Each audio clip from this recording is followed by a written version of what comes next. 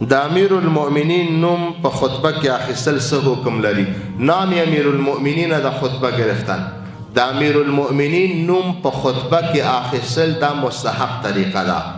دا دعا د امیر المؤمنین د پاره زمونږ استاد فقها لیکي رد المحتار علی الدر المختار.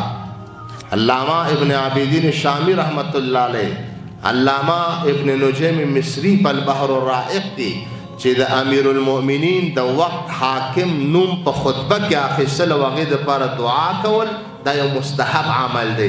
دا چې موږ تاسو خطبه کې د هغې نوم اخلو د هغې دپاره دعا کوو اللهم اعز الاسلام والمسلمین ببقاء شریعة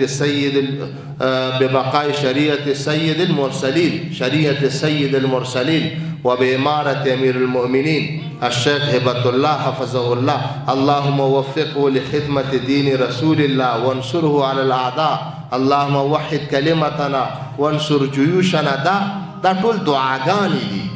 دا د خپل حکومت دپاره دعا کول دي.